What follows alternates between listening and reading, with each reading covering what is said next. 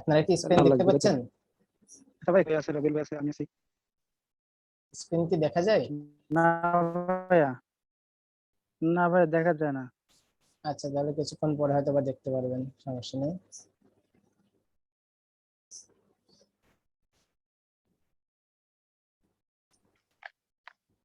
এখন দেখতে পাচ্ছেন?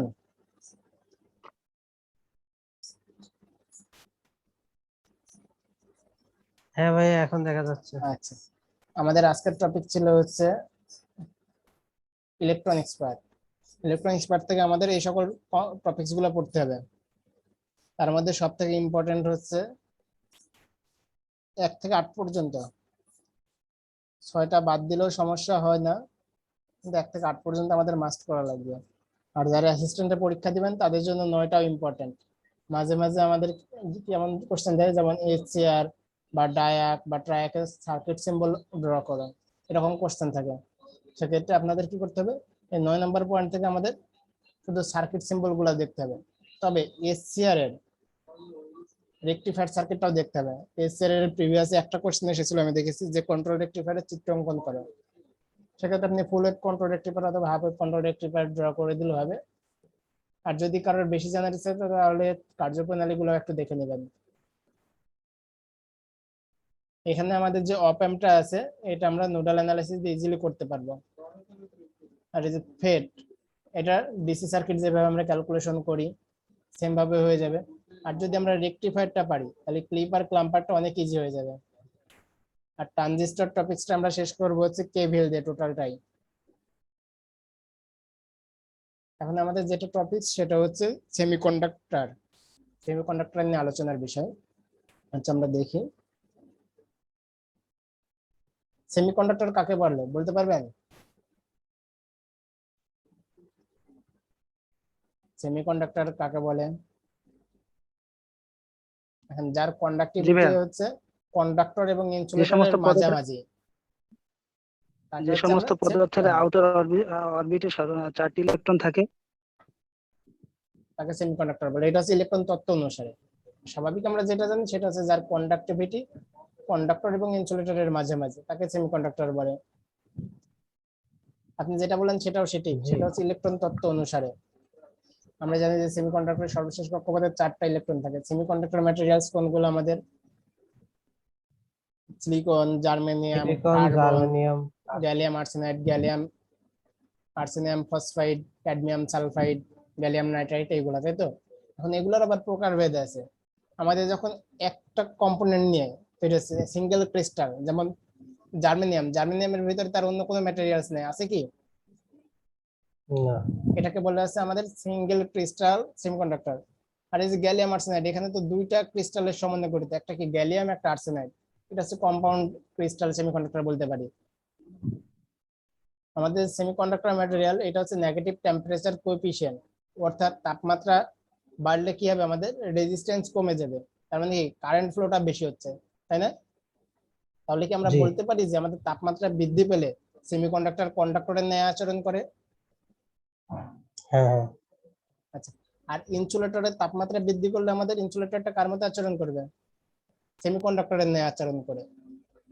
কিন্তু এই থেকে দেখেন আমরা কি বলতে পারি, যে সেমিকন্ডাক্টর এবং ইনসুলেটর নেগেটিভ টেম্পারেচার কোএফিসিয়েন্ট, কিন্তু কন্ডাক্টরটা কি ভিন্ন ধর্মাবলম্বী। কন্ডাক্টরে যদি আমরা তাপমাত্রা বৃদ্ধি করি তার রেজিস্ট্যান্স কি হয়, বৃদ্ধি ভাইয়া, পায়। হ্যাঁ বলেন।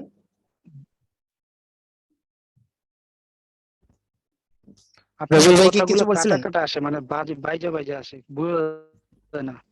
ও, আপনার এখানে হয়তো বা কেউ নেটওয়ার্কের সমস্যা, সেই জন্য সবাইকে একটু এমনটা আনমিউট হচ্ছে। করতে বলেন, তাহলে মনে হয় যা শোনা যেতে পারে।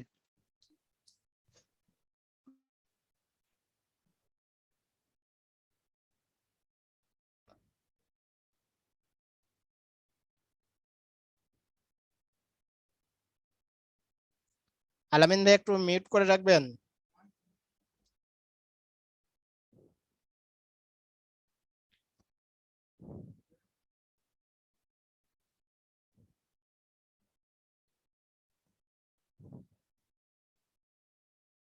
আলামিন ভাই কি শুনতে পাচ্ছেন?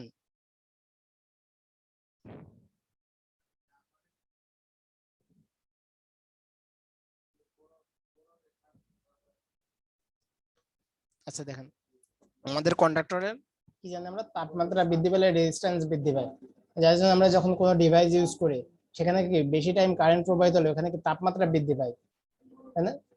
ডিভাইসটা গরম হয় কেন? ওই যে রেজিস্ট্যান্স বৃদ্ধি পাচ্ছে, আমাদের রেজিস্ট্যান্স বৃদ্ধি পাওয়ার কারণে কি ওখানে পাওয়ার লস হচ্ছে, ওই পাওয়ারটা আমাদের আলটিমেট তাপ হিসেবে দেখা যায়। যার জন্য আমরা যখন মোবাইল বা কোনো ডিভাইস লং টাইম ইউজ করি তখন সেটা কি গরম হয়ে যায়। এই পর্যন্ত কি ক্লিয়ার কেন আমাদের ডিভাইস গুলো গরম হয়ে যায়?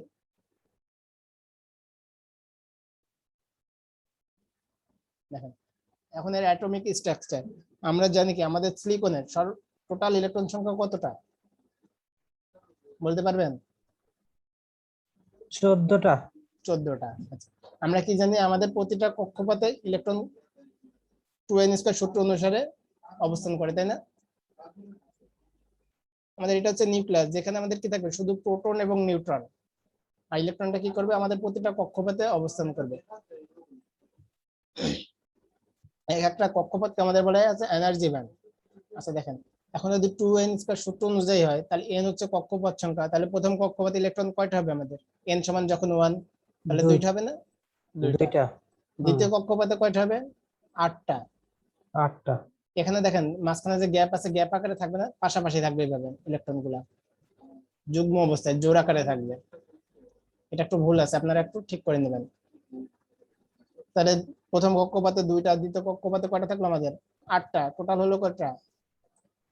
10টা। 10টা। আর বাকি থাকলো কয়টা? 4টায়। 4টা আমাদের কি এসে থাকবে সর্বশেষ কক্ষপথে। সেম ভাবে জার্মেনিয়ামের যদি ইলেকট্রন বিন্যাস আমরা দেখি, জার্মেনিয়ামের পারমাণবিক সংখ্যা হচ্ছে 32। এটারও কি সর্বশেষ কক্ষপথে 4টা ইলেকট্রনই বিদ্যমান, তাই না? হ্যাঁ। আচ্ছা গ্যালিয়ামের কত? 31। গ্যালিয়ামের তাহলে তাই না? 5টা হবে। তাহলে সর্বশেষ কক্ষপথে ইলেকট্রন না, কয়টা? 3টা। 3টা। এটা হচ্ছে ত্রিযোজী মৌল, যার সর্বশেষ কক্ষপথে ইলেকট্রন সংখ্যা 3টা সেটাকে আমরা ত্রিযোজী মৌল বলতে পারি। আর যার সর্বশেষ কক্ষপথে ইলেকট্রন কয়টা? 5টা, তাকে আমরা কি বলবো? পঞ্চযোজী মৌল। পঞ্চজ। যেমন আর্সেনিক, আর্সেনিকের সর্বশেষ কক্ষপথে ইলেকট্রন কয়টা থাকছে আমাদের? যেহেতু পারমাণবিক সংখ্যা 33 তাহলে 5টা থাকবে। তার মানে এখানে আমাদের গ্যালিয়ামটা ত্রিযোজী মৌল, আর্সেনিক হচ্ছে কি পঞ্চযোজী মৌল। এভাবে যদি আমাদের যে কোনো দিয়ে দেয় এলিমেন্ট তাহলে আমরা ইলেকট্রন বিন্যাস করতে পারবো না। সাপোজ কার্বনের ইলেকট্রন বিন্যাস দেখাতে বললো, বা কার্বনের সর্বশেষ কক্ষপথে কয়টা ইলেকট্রন আছে আমাদের, এটা ক্যালকুলেশন বা এমসিকিউ তে থাকতে পারে। 4টা। আচ্ছা, এখন কোভ্যালেন্ট বন্ড। কোভ্যালেন্ট বন্ড বলতে আমরা কি বুঝি? সমযোজী বন্ধন, ইলেকট্রন শেয়ার। সমযোজী বন্ধন। আমরা এসএসসি তে ষষ্ঠ অধ্যায় কেমিস্ট্রিতে পড়ে আসছি সমযোজী বন্ধন, সবাই জানি যে সমান সংখ্যক ইলেকট্রন শেয়ারের মাধ্যমে যে বন্ধন সংগঠিত হয় তাকে সমযোজী বন্ধন বলে, তাই না? তাহলে প্রতিটা সিলিকন অ্যাটমের জন্য সর্বশেষ কক্ষপথ ইলেকট্রন কয়টা আছে আমাদের? 4টা। তাহলে 4টা। কক্ষপথ পূরণ হতে হলে আমাদের কয়টা প্রয়োজন? আরো 4টা আরো প্রয়োজন, কারণ 4টা। কক্ষপথ 8টাতে পূরণ হয়। তাহলে অপর 4টা ইলেকট্রন যদি অন্য কোনো সিলিকন অ্যাটমের থেকে শেয়ার করে নেয় তাহলে আমাদের কি হবে? প্রতিটা সিলিকনের জন্য কক্ষপথ পূরণ হয়ে যাবে না, তখন সিলিকনটা নিষ্ক্রিয় হয়ে হ্যাঁ, যাচ্ছে। তাহলে দেখেন শেয়ার করবে কয়টা করে? এখান থেকে একটা নিয়েছে, এখান 4টা। থেকে একটা, কারণ আমরা কি জানি সমান সংখ্যক ইলেকট্রন শেয়ার করতে হবে, তাই তো? এই জন্য একটা একটা করে শেয়ার করে নিয়েছে। মাঝখানে যে অ্যাটমটা আছে এর তো 4টা ছিল, আবার 4টা সিলিকন থেকে কি করছে আমাদের 4টি ইলেকট্রন আছে, তাহলে 8টা হয়ে গেছে। এটা এখন নিষ্ক্রিয় অবস্থায় আছে। এনার্জি লেভেল বা কক্ষপথ, প্রতিটা কক্ষপথের কি একটা নির্দিষ্ট পরিমাণ এনার্জি থাকে না?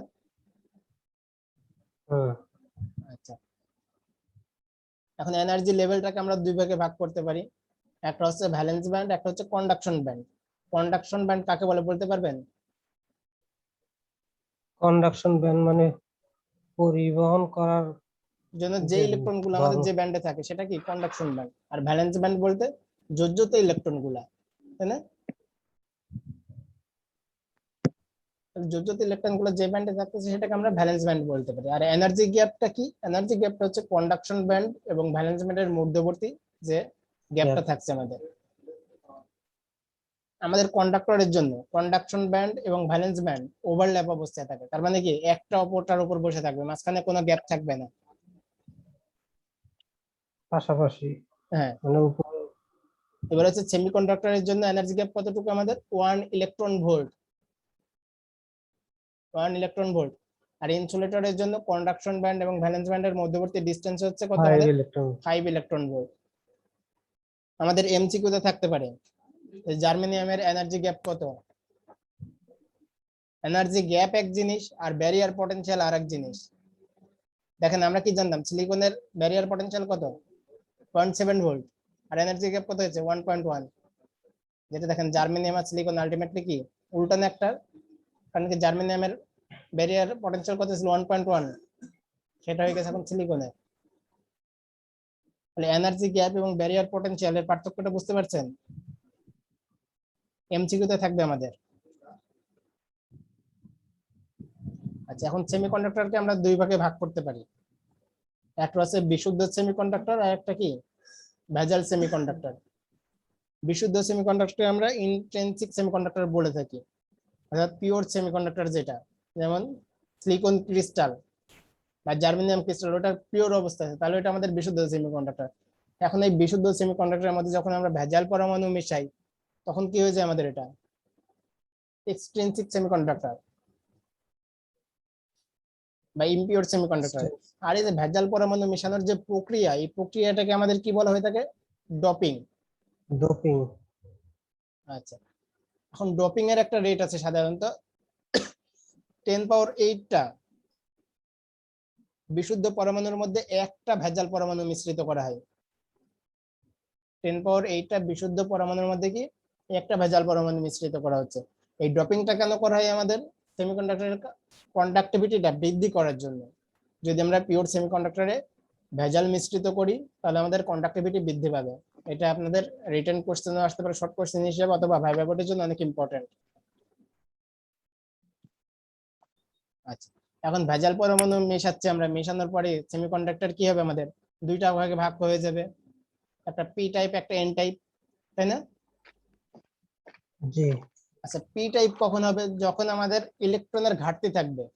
ইলেকট্রনের ঘাটতিটাই তো আলটিমেটলি আমাদের হোল পজিটিভ চার্জ, তাই না? তাহলে একটা পিওর সিলিকনে আমাদের কয়টা ইলেকট্রন থাকছে সর্বশেষে 4টা। এখন তার সাথে যদি 4টা। আমরা ত্রিযোজী মৌল মিক্সড করি তাহলে আমাদের ইলেকট্রনের ঘাটতি এখানে কয়টা, একটা। তাহলে ত্রিযোজী মৌল মিশ্রণ করলে আমাদের কি পি টাইপ সেমিকন্ডাক্টর পাবো। আর যদি পিওর সিলিকনের সাথে আমরা পঞ্চযোজী মৌল মিক্সড করি তাহলে আমাদের কি হবে একটা ইলেকট্রন বেশি হয়ে যাচ্ছে, তাই না, নিষ্ক্রিয় থেকে। তার মানে ইলেকট্রন নেগেটিভ চার্জের আধিক্য দেখা দিচ্ছে, ওটা আমাদের কি এন টাইপ ম্যাটেরিয়ালস। এখন আপনাদের কোশ্চেনে আসতে পারে ত্রিযোজী মৌল কোনগুলা, এমসিকিউতে দিয়ে দেয় গ্যালিয়াম, ইন্ডিয়াম, অ্যালুমিনিয়াম, বোরন। আর পঞ্চযোজী মৌল আর্সেনিক, ফসফরাস, অ্যান্টিমনি। এমসিকিউতে থাকবে নিচের কোনটি পঞ্চযোজী মৌল। আচ্ছা আমাদের পি টাইপ ম্যাটেরিয়ালস মানে কি আমাদের পজিটিভ চার্জের আধিক্য, তার মানে এখানে মেজরিটি চার্জ ক্যারিয়ার কি হবে আমাদের হোল, আর মাইনরিটি চার্জ ক্যারিয়ার কি হবে আমাদের ইলেকট্রন। সেম ভাবে এন টাইপ ম্যাটেরিয়ালস এর ক্ষেত্রে আমাদের মেজরিটি চার্জ ক্যারিয়ার কি হবে, এমসিকিউ কোশ্চেনে থাকবে এগুলা। এন টাইপ ম্যাটেরিয়ালস এ মেজরিটি চার্জ ক্যারিয়ার কোনটা বলেন দেখি একটু। ইলেকট্রন। আর মাইনরিটিটা হচ্ছে হোল। এখন আমরা আসি আমাদের সেমিকন্ডাক্টর ডায়োড। সেমিকন্ডাক্টর ডায়োড কাকে বলে, সেমিকন্ডাক্টর ডায়োড কার একটা নামে ডাকা, সেটা হচ্ছে ক্রিস্টাল ডায়োডও বলতে পারি আমরা। কাকে বলে বলতে পারবেন?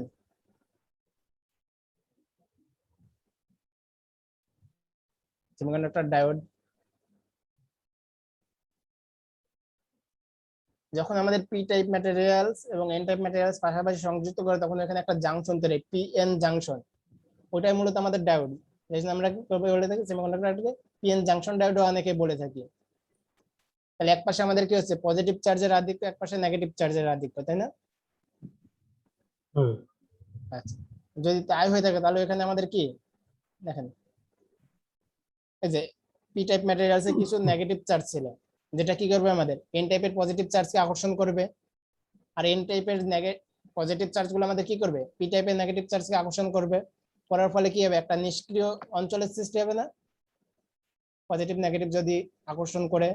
নিষ্ক্রিয় হয়ে যায়, তাহলে একটা লেয়ারের সিস্টেম, এই লেয়ারটাকে আমরা বলে থাকি হচ্ছে ডিপ্লেশন লেয়ার। আর যার কারণে দেখেন এখন এখানে লেয়ার সৃষ্টি হয়ে গেছে, কোনো চার্জ নাই।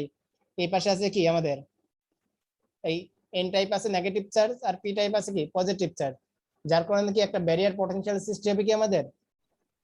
হ্যাঁ এই ব্যারিয়ার পটেনশিয়ালটা আমাদের সিলিকনের জন্য আসে 0.7 ভোল্ট, জার্মেনিয়ামের জন্য আসে 1.1 ভোল্ট।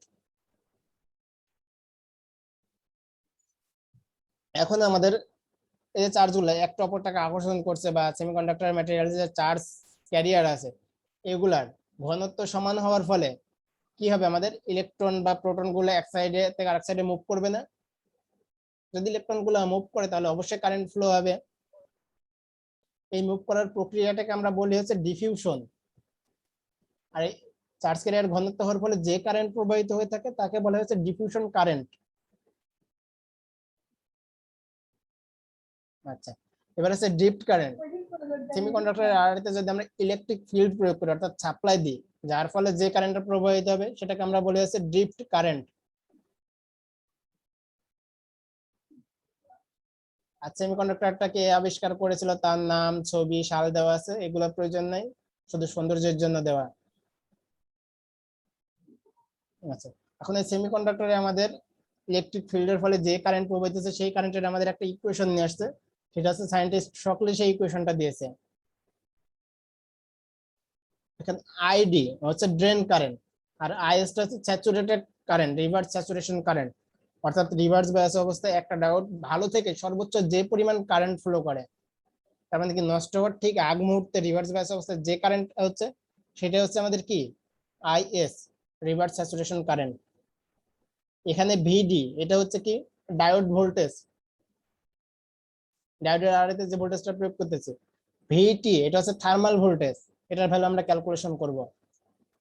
তাহলে সায়েন্টিস্ট একটা ইকুয়েশন দিয়েছে যেখানে আমাদের এই ভ্যালুগুলো যদি জানা থাকে তাহলে আমরা ডায়োডের ভিতর দিয়ে কি পরিমাণ কারেন্ট প্রবাহিত হচ্ছে সেটা ক্যালকুলেশন করতে পারবো।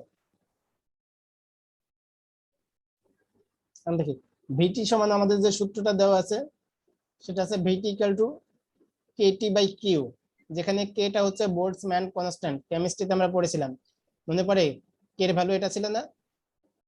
কেমিস্ট্রিতেও যা ছিল এখানেও তাই আছে, ফিজিক্সেও তাই থাকবে। টি কে এটা হচ্ছে কেলভিন স্কেলার টেম্পারেচার, অর্থাৎ পরম তাপমাত্রা। আমাদের যদি রুমটা কোনো কিছু দেওয়ার তাপমাত্রা না দেওয়া থাকে তাহলে রুম টেম্পারেচার ধরে নিতে হবে 25°C, তাহলে সেটাকে আমাদের কেলভিনে নিতে হলে কি করতে হবে, 273 যোগ করে নিতে হবে না সেন্টিগ্রেড স্কেলের সাথে। হুম হুম হুম আর কিউটা হচ্ছে কি আমাদের ইলেকট্রন চার্জ। এখন এই যে কিউ আছে প্রোটনের চার্জের ভ্যালু যা ইলেকট্রনের চার্জের ভ্যালু তাই, শুধু পার্থক্য করে প্লাস মানে আছে, তাই না? আচ্ছা, এখন আমরা যে ইলেকট্রিক ফিল্ড প্রয়োগ করতেছি অর্থাৎ বায়াসিং দিতেছি, এই বায়াসিংটা আসলে কি বলতে পারবেন কেউ? সেমিকন্ডাক্টরে দেখেন ইন্টারনালে আমরা 0.7 বা 1.2 বা 1.1 যে ভোল্টেজ পাচ্ছি ব্যারিয়ার পটেনশিয়াল, সেমিকন্ডাক্টরকে আমাদের বলা হয় কি অ্যাক্টিভ ডিভাইস। আর অ্যাক্টিভ ডিভাইসকে আমাদের কার্য উপযোগী করার জন্য বাইরে থেকে যে সাপ্লাই দেওয়া হয় সেটাকে বলা হয় কি বায়াস ভোল্টেজ। আর এই বায়াস ভোল্টেজ প্রয়োগ করার প্রক্রিয়াটা হচ্ছে কি বায়াসিং। বায়াসিং দুই টাইপের হয়ে থাকে, একটা হচ্ছে আমাদের Forward forward bias, bias, reverse. একটা রিভার্স বায়াস। ফরওয়ার্ড বায়াস কখন হয়, যখন আমাদের সেমিকন্ডাক্টরের পি টাইপের সাথে ব্যাটারির পজিটিভ টার্মিনাল এবং এন টার্মিনালের সাথে কি N-type এর ব্যাটারির সাথে নেগেটিভ টার্মিনাল সংযোগ করব, তখন সেটা ফরওয়ার্ড বায়াস। আর যদি অপোজিট পোলারিটিতে সংযোগ করি তাহলে কি হবে রিভার্স বায়াস। এখন যেহেতু এটা পিওর সেমিকন্ডাক্টর, ফরওয়ার্ড বায়াস অবস্থায় কি আমাদের সেমিকন্ডাক্টর ডায়োডটা শর্ট সার্কিটের ন্যায় আচরণ করবে, আর রিভার্স বায়াস অবস্থায় ওপেন সার্কিটের ন্যায় আচরণ করবে।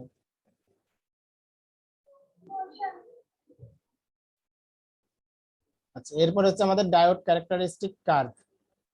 দেখেন এখানে আমাদের ভিডি ডায়োডের আড়াআড়িতে ভোল্টেজ আর ডায়োড কারেন্ট দেওয়া আছে। এখন আমরা কি জানি ডায়োডের ভোল্টেজ যখন 0 থাকবে তখন তো কোনো কারেন্ট ফ্লো হবে না, হবে কি?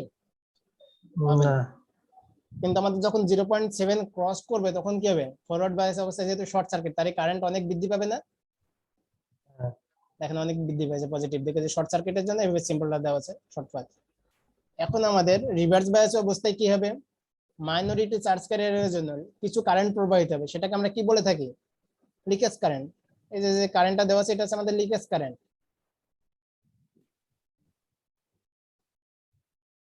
এখন এই লিকেজ কারেন্টে যদি আমরা রিভার্স বায়াস ভোল্টেজটা আস্তে আস্তে বৃদ্ধি করতে থাকি, তাহলে এক পর্যায়ে কি হবে, আমাদের ডায়োডের ব্রেকডাউন ঘটবে, ঘটবে না? হুম ঘটার ফলে আমাদের কি ব্রেকডাউন ঘটে, মাত্র অতিরিক্ত কারেন্ট প্রবাহিত হবে। আর এই ভ্যালুগুলো আমরা কিভাবে নেব, এই যে আমাদের ডায়োডের ভোল্টেজ আর এবং কারেন্ট এই দুটো ভ্যালুর উপর নির্ভরশীল। ফরওয়ার্ড বায়াস অবস্থায় আমাদের কি হয়, ডায়োডের আরআরডি ভোল্টেজ পজিটিভ, তার জন্য এটা পজিটিভ কোয়াড্রেন্টে নেওয়া হয়েছে। আর আমাদের রিভার্স বায়াস অবস্থায় কি হয়, ডায়োডের আরআরডি ভোল্টেজ নেগেটিভ আসে না, নেগেটিভ আসে। তাই জন্য আমাদের রিভার্স বায়াসের যে ক্যারেক্টারিস্টিক কার্ভটা আসছে সেটা এই পোর্শনে নেওয়া হয়েছে। এখন ব্রেকডাউন রিজিয়ন বা ব্রেকডাউন কাকে বলে, ওই যে আমরা বলছি রিভার্স বায়াস হইতে হইতে একসময় কি আমাদের ডায়োডের ভিতর দিয়ে মাত্র অতিরিক্ত কারেন্ট প্রবাহিত হয়, ডায়োডটাও নষ্ট হয়ে যায়। এই যে এখানে যেটা আমাদের এভাবে কার্ভটা ছিল, এখানে আমাদের ব্রেকডাউন ঘটছে।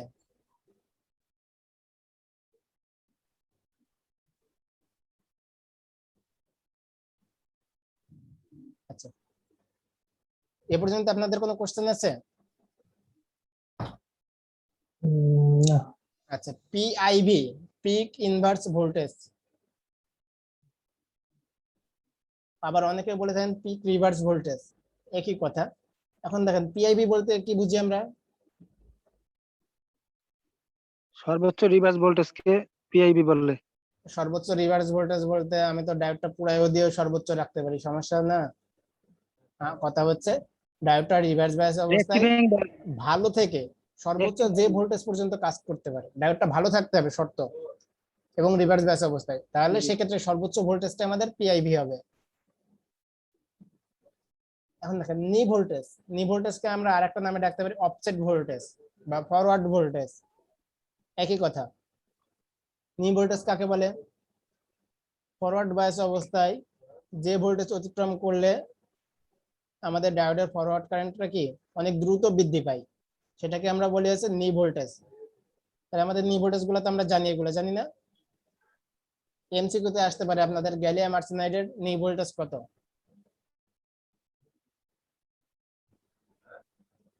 সেমিকন্ডাক্টর থেকে আমাদের এমসিকিউ কোশ্চেন অনেক বেশি। আচ্ছা, এখন হচ্ছে সেমিকন্ডাক্টরের উপর টেম্পারেচারের প্রভাব, আমরা অলরেডি কম বেশি দেখেছি না, জি যে হ্যাঁ টেম্পারেচার বৃদ্ধি করলে সেমিকন্ডাক্টরের কন্ডাক্টিভিটি বৃদ্ধি পায়। এখন আমরা দেখব ফরওয়ার্ড রিজিয়নে কি হচ্ছে, রিভার্স রিজিয়নে আমাদের কি হচ্ছে। ফরওয়ার্ড বায়াস অবস্থায় যদি আমরা প্রতি 1 ডিগ্রি সেলসিয়াস তাপমাত্রা বৃদ্ধি করি, তাহলে আমাদের ফরওয়ার্ড কারেন্টটা কতটুকু বামে শিফট করবে বলতে পারবেন কেউ?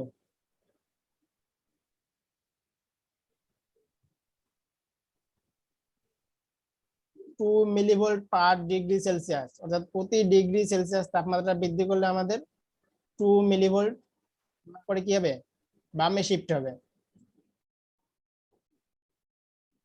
তাহলে দেখেন এটা আমাদের কি ছিল, রুম টেম্পারেচারে 25 ডিগ্রি সেলসিয়াসে, এখন আমাদের টেম্পারেচার বৃদ্ধি করে 125-এ নিয়ে এসেছে, তাই না? তাহলে এখানে টেম্পারেচার বৃদ্ধি হচ্ছে কতটুকু আমাদের, 100 ডিগ্রি সেলসিয়াস। আচ্ছা, তাহলে এটা আমাদের কি ছিল 0.7 এর জন্য, তাই না? তাহলে এখন এই ব্যারিয়ার পটেনশিয়াল ভোল্টেজটা আমাদের কমে যাবে না, আর কমে যদি যায় তাহলে বামে তো শিফট হচ্ছে রেখাটা। হুম এখন যদি আমাদের টেম্পারেচার হ্রাস করি তাহলে কি হবে, আমাদের 2.5 মিলিভোল্ট পার ডিগ্রি সেলসিয়াস করে কি ডান দিকে কার্ভটা শিফট হবে। তার মানে আমাদের কি এই ব্যারিয়ার পটেনশিয়াল ড্রপটা বেড়ে যাবে।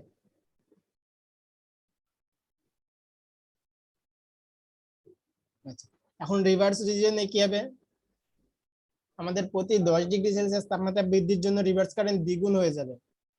অর্থাৎ মনে করেন 5 ডিগ্রি সেলসিয়াস আমাদের রিভার্স কারেন্ট ছিল 20 অ্যাম্পিয়ার, তাহলে 15 ডিগ্রিতে কত হবে, 40 অ্যাম্পিয়ার। এমসিকিউতে আপনাদের আসতে পারে এগুলা, যে টেম্পারেচার 10 ডিগ্রি বৃদ্ধি করলে আমাদের কি হবে ফরওয়ার্ড বায়াস অবস্থায়। আচ্ছা, এরপরে আমরা দেখবো হচ্ছে ডায়োডের বিভিন্ন এখন এলিমেন্ট যেগুলো আছে, যেমন রেজিস্ট্যান্স বা অন্যান্য আদার এলিমেন্ট গুলো, ওইগুলো দেখবো। ডিসি বা স্ট্যাটিক রেজিস্ট্যান্স। এটা বলতে আমরা কি বুঝি, ডায়োডের আরআরই ভোল্টেজকে যদি ডায়োডের মধ্যে প্রবাহিত কারেন্ট দিয়ে ভাগ করে নিই তাহলে আমরা কি পাবো, ডায়োডের রেজিস্ট্যান্স পেয়ে যাবো, তাই না? তাহলে এখানে ফরওয়ার্ড বাইস অবস্থায় একটা কার্ভ দেওয়া আছে আমাদের, এই কার্ভের যে কোনো এক জায়গায় আমরা একটা বিন্দু নিলাম, যদি আমাদের প্রশ্নে উল্লেখ করা না দেওয়া থাকে, সাধারণত প্রশ্নে দেওয়া থাকবে যখন ডায়োডের মধ্যে দিয়ে 2.5 মিলি অ্যাম্পিয়ার কারেন্ট প্রবাহিত হচ্ছে তখন ডায়োডের রেজিস্ট্যান্স কত।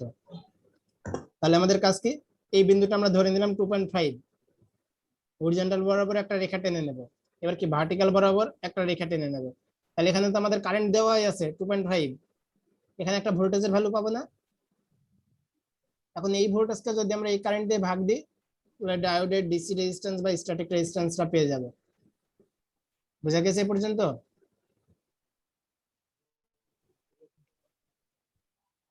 জি ভাইয়া। দেখেন এখানে একটা এক্সাম্পল দেওয়া আছে আমাদের, এক্সাম্পলে কোশ্চেনে বলে দিয়েছে আমাদের যখন ডায়োডের কারেন্ট 2 মিলি অ্যাম্পিয়ার তখন ডায়োডের রেজিস্ট্যান্স কত, ডিসি রেজিস্ট্যান্স। তাহলে 2 মিলি অ্যাম্পিয়ার এই পয়েন্ট আমাদের, এই বরাবর আমরা রেখা টেনে নিলাম, তারপর কি ভার্টিক্যাল বরাবর একটা রেখা টেনে নিলাম, দেখতেছি আমরা কি এখন 0.5 ভোল্টের জন্য 2 মিলি অ্যাম্পিয়ার কারেন্ট প্রবাহিত হচ্ছে, তাই না?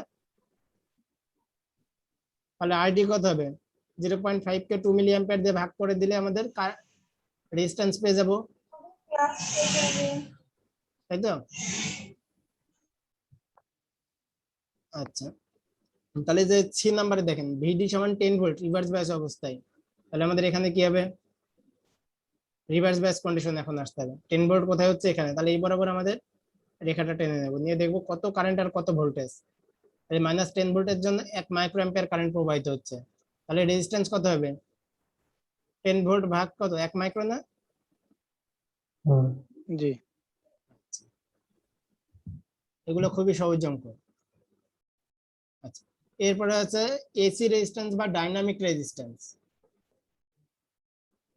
এটা বলতে আমরা কি বুঝি, যখন আমরা ডায়োডের আরআরএতে এসি ভোল্টেজ প্রয়োগ করব এবং ওই ভোল্টেজের জন্য যে পরিমাণ কারেন্ট প্রবাহিত হবে, তাহলে ওই ভোল্টেজকে আমরা ওই কারেন্টের যদি ভাগ করে দিই তাহলে কি পাবো আমরা, ডাইনামিক রেজিস্ট্যান্স হবে। এখন এসি ভোল্টেজ যদি প্রয়োগ করি তার মানে ভোল্টেজটা আমাদের কি প্রতি মুহূর্তে পরিবর্তন হচ্ছে, যার জন্য এখানে সিম্বল কি দেওয়া আছে, ডেল ভিডি। আর ভোল্টেজ যদি এসি হয় তাহলে আমাদের কারেন্টও কি এসি ওয়েভ হবে, যেখানে প্রতি AC মুহূর্তে পরিবর্তন হচ্ছে, যার জন্য ডেল আইডি দেওয়া হয়েছে। এখন এটার জন্য আমরা কি করব, ডেল ভিডি, তার মানে আমাদের ভোল্টেজের পরিবর্তন লাগবে, তাই তো?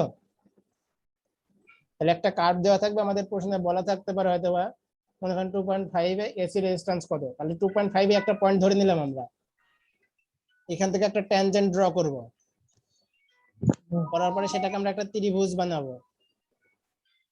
তাহলে দেখেন নিচের পোর্শনটা আমাদের কি হচ্ছে, ডেল ভিডি ভোল্টেজের পরিবর্তন, আর উপরের এই পয়েন্ট থেকে এই পয়েন্টটা কি কারেন্টের পরিবর্তন, তাই না? এখন আমরা এসি রেজিস্ট্যান্স বের করে নিতে পারবো ভোল্টেজের পরিবর্তনকে কারেন্টের পরিবর্তন দিয়ে ভাগ করে।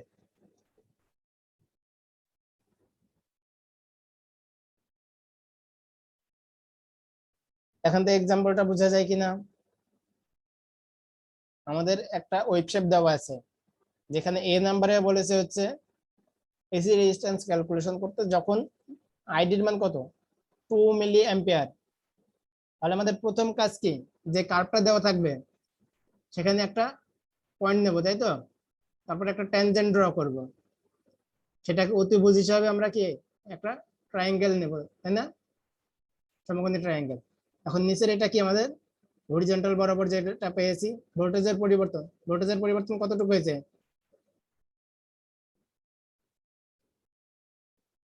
দেখেন এই যে এখানে কার্ভ থেকে আমরা ভোল্টেজের পরিবর্তন বের করে নিয়েছি 0.76 মাইনাস কত 0.65, আর এই ভার্টিক্যাল বরাবর যেটুকু পাচ্ছি এটা আমাদের কি কারেন্টের পরিবর্তন, সেটা কোথা থেকে বের করবো আমরা, এখান থেকে, তাই না?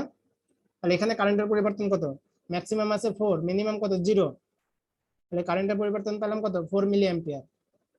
এখন এসি রেজিস্ট্যান্স কত হবে, তাহলে 0.11 ভোল্টকে আমাদের 4 মিলি অ্যাম্পিয়ার দিয়ে ভাগ করলে এসি রেজিস্ট্যান্স পেয়ে যাবো, তাই তো? বুঝতে পারছেন আপনারা? ভাইয়া, হ্যাঁ, বলেন। ভিডি 0.76 মাইনাস 0.65 টা কিভাবে হলো? আচ্ছা, এই যে এখানে ওটা যে আমরা কোনটাকে একটা ধরছেন? হরিজন্টাল লাইন নিয়েছিলাম, এই যে এই বিন্দুটা আমাদের কত, দেখেন 0.7 আর 0.8 এর মাঝামাঝি, যার জন্য আমরা কত ধরতে পারবো, জি, জি। এবার বুঝছেন? 0.7 জি জি জি জি বুঝছি, এবার বুঝছি। গ্রাফ থেকে নেওয়া এগুলা। তাহলে এই কোশ্চেনে আপনাদের কোনো সমস্যা আছে? যদি না এটাতে ভাইয়া। সমস্যা না থাকে তাহলে বি নাম্বার আপনারা করতে পারবেন, যেহেতু সেম।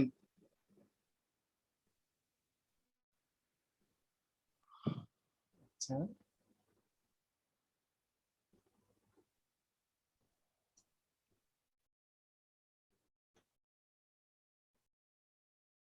এখন এই এসি রেজিস্ট্যান্স বের করার আমাদের আর একটা পদ্ধতি আছে। সেটা হচ্ছে আমরা প্রথমে যে সকল ইকুয়েশন পেয়েছিলাম, সকল ইকুয়েশনটাকে এখন ডেরিভেশন করলে আমরা পেয়ে যাবো। এখানে আমাদের এসি রেজিস্ট্যান্সের সূত্র কি ছিল? Del ID, sorry, del VD by কত, ডেল আইডি না, এই যে এটা জি del VD by del ID. কিন্তু আমাদের সকল ইকুয়েশন দিয়েছিল কি, শুধু আইডির ইকুয়েশনটা দিয়েছিল সে। তার মানে এখন আইডি কে যদি আমরা জি ভিডির সাপেক্ষে ডিফারেন্সিয়েশন করি, তাহলে এই ভ্যালুটা পেয়ে যাব। ডিফারেন্সিয়েশন তো আপনারা পারেন। আচ্ছা, এখন কন্ডিশন আমাদের কি, ডায়োডের প্রবাহিত কারেন্ট স্যাচুরেশন কারেন্টের থেকে যদি অনেক বেশি হয়, তাহলে আমাদের কি লোয়ার ভ্যালুটা ইগনোর করতে পারি। তাহলে এই ইকুয়েশন থেকে আমরা পাচ্ছি কি, এই ইকুয়েশনটা। এখন আমাদের যে এসি রেজিস্ট্যান্স কি ছিল, del VD by del ID, তার মানে এটাকে আমাদের ইনভার্স করতে হবে, তাই তো? এই ইকুয়েশনটাকে ইনভার্স করলে আমরা এই ইকুয়েশনটা পাচ্ছি। তখন দেখেন আর সমান যে ভি বাই আই, আমাদের কি ভি বাই আই আছে না, তার মানে এটাই তো আমাদের কি এসি রেজিস্ট্যান্সের ফর্মুলা। এখন এই ভিটির মান, আমাদের এনটা হচ্ছে একটা ফ্যাক্টর যেটা আমাদের প্রশ্নে দেওয়া থাকবে, আর যদি দেওয়া না থাকে তাহলে এন এর মান আমরা 1 ধরে নেব। এখন এই যে ভিটির মান, যে 26 মিলিভোল্ট, এটা কই থেকে আসলো আমাদের? প্রথমে সূত্রে দেখেছিলাম ভিটি সমান কেটি বাই কিউ। ওইখানে কে এর মান বসাবেন, টির মান কত, 273 কেলভিন, কারণ কি 0 ডিগ্রি সেলসিয়াস। ওটা ধরে নেব না, আমরা ধরবো কি রুম টেম্পারেচার। তাহলে কত হচ্ছে আমাদের, 298 ডিগ্রি কেলভিন না, ওই ভ্যালুটা নেবেন। আর ইলেকট্রনের চার্জের ভ্যালু যদি বসায় দেন, তাহলে আমাদের ভিটির মান 26 মিলিভোল্ট চলে আসবে। তাহলে এখন ভিটির মান আপনি 26 মিলিভোল্ট বসায় দেন, তাহলে আরডি সমান 26 মিলিভোল্ট বাই আইডি পাচ্ছি না আমরা। তার মানে এখন এই সূত্র দিয়েও আপনি ডায়োডের এসি রেজিস্ট্যান্স ক্যালকুলেশন করে নিতে পারবেন। বুঝা গেছে এ পর্যন্ত?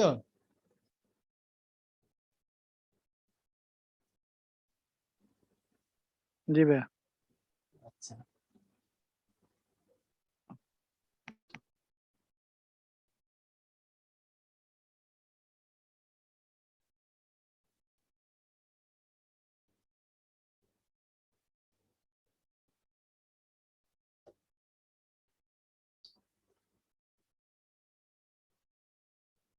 এখন আমরা দেখবো হচ্ছে ডায়োডের ইকুইভ্যালেন্ট সার্কিট।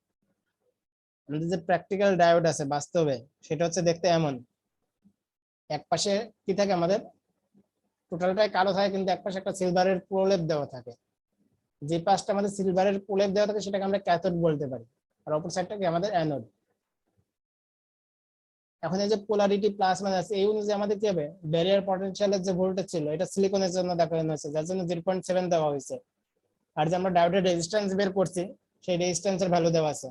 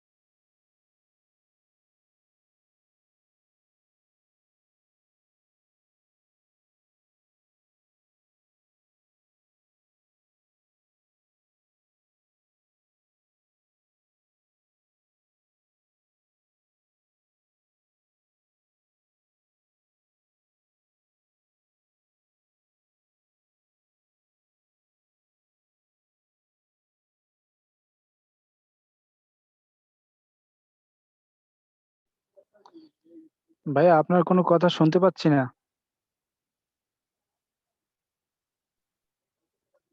হ্যালো, জি ভাই, এখন শুনি। এখানে যে আমাদের ডায়োডের সিম্বলটা দেওয়া আছে এটা হচ্ছে আইডিয়াল ডায়োড। আইডিয়াল ডায়োড বলতে বুঝি আমরা যে ডায়োডের কোনো ড্রপ থাকবে না ইন্টারনাল। আমাদের কি সিলিকন ডায়োডে যেমন 0.7 থাকে, আইডিয়াল ডায়োডে 0.7 থাকবে না, মানে এখানে ড্রপের মান কত, 0। তার মানে ফরওয়ার্ড বায়াস অবস্থা ডায়োডটা কি সরাসরি আমাদের শর্ট সার্কিট হিসাবে কাজ করবে, আর রিভার্স বায়াস অবস্থায় কি ওপেন সার্কিট হিসাবে কাজ করবে, তাই তো? জি।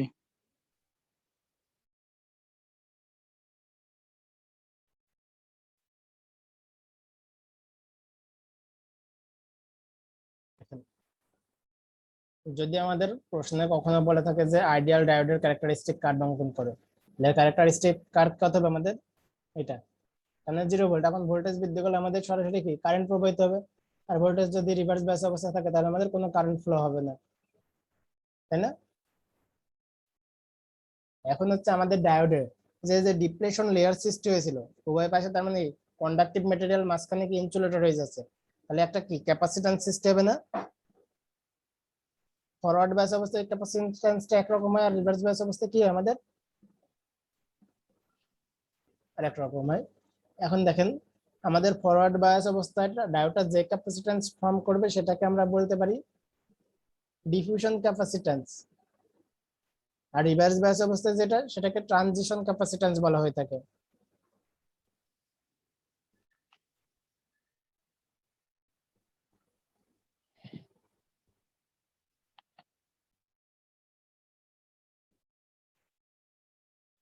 এরপরে হচ্ছে ডায়োডের পাওয়ার লস। ডায়োডের পাওয়ার লস বলতে আমরা কি বুঝি, ডায়োডের ভিতরে যে পরিমাণ কারেন্ট প্রবাহিত হচ্ছে ওই কারেন্ট এবং ডায়োডের আড়াআড়ি ভোল্টেজ এই দুটার গুণ করলে আমরা কি পাবো, ডায়োডের পাওয়ার লস পাবো না? শুনতে পাচ্ছেন কি আপনারা? জি ভাইয়া। শুনতেছে, হ্যাঁ।